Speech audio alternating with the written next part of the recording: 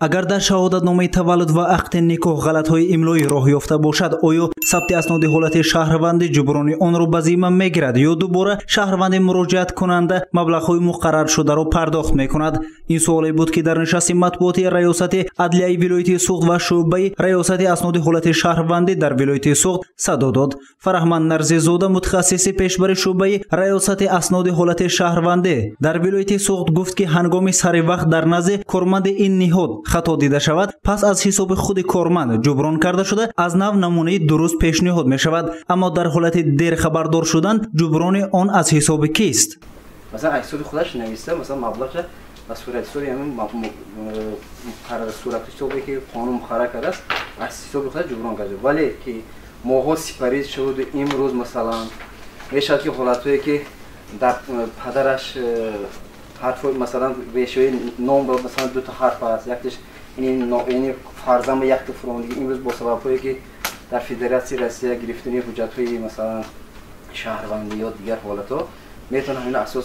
وارد نموده اصلاح کرده، اصلاحات وارد نموده، اگه این مبلغ‌هایی که امروز مقرر کرده است نه اینکه همش به حساب بودجه محلی میره، یا اینکه مبلغ‌هایی که خدمات رسانی مقرر شده همش برای رشد همین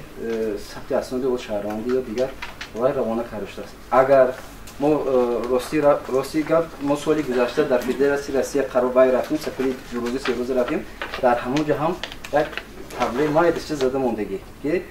شهروندان محترم پیش از حجت اسناد همون حجت گرفتن یک بار شناخت شده و همون صاحب همون حجت خود لایک قبول کنیم. ما همین تابلوی راستی جاری کرده در تمام شهر ما هم چیز ما نصب کردیم که پیش از گرفتن این حجت اسناد دولت شهروندی یک بار فرا شناخت شده در حالتی غلط نبودن همین قبول کرده گیره. بحث و مناظره‌های زیاد اوید با مسئله ذکر گردیده به میان آمد. آیا هر یک کس در وقت گرفتن شهادتنامه عقد نکاح برای خواندن آن فرصت می‌یابد؟ این سوال دیگر روزنامه‌نگاران به متخصصان ریاست اسناد حالت شهروندی بود. با این سوال سردار شعبه ریاست اسناد حالت شهروندی در ولایت لاله‌خان فیض‌زاده جواب گفته افزود که کار نیست که در آن خطاگی جای نداشته باشد. گفت که در 6 ماه سال روان در مجموع 5010 عدد خطاگی‌های اصلاحی و تغییر علاوه‌ها به حجت ذکر گردیده به قید گرفته شده است. این نشان دهنده نسبت به همین دوره سال گذشته 451 عدد کم می باشد. باید گفت که در همین دوره 3157 عدد برای عوض کردن نسب، نام و نام پدر در ریاست اسناد حالت شهروندی به قید گرفته شده است. لیکن وقتی که شهادتنامه نکاح از طرف کارمندان بخش ثبت اسناد حالت شهروندی می‌نویسند، نه بلکه نکاح بلکه تولد، شهادتنامه تولد کودکانی نوزاد، البته کار به خطاگی نمیشه. اگر از طرف کارمندان بخش ثبت و اسناد حالت شهروندی در همون وقت خطاگی و چیشوی راه داده شود، ما البته وی را به طریق رایگان به آن شخص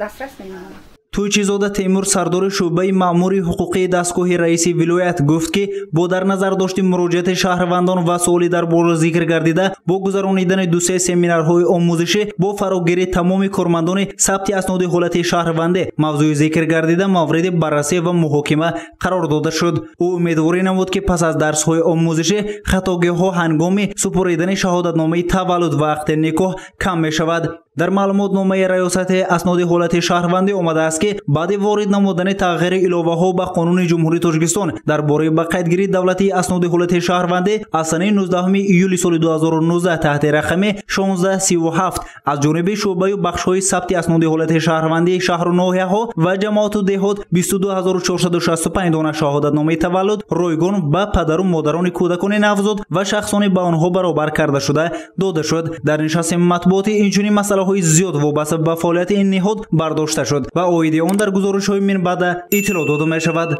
گزارش سید مختار سید انور و فیض الله خان عبیدوف برای برنامه اطلاعاتی خبر.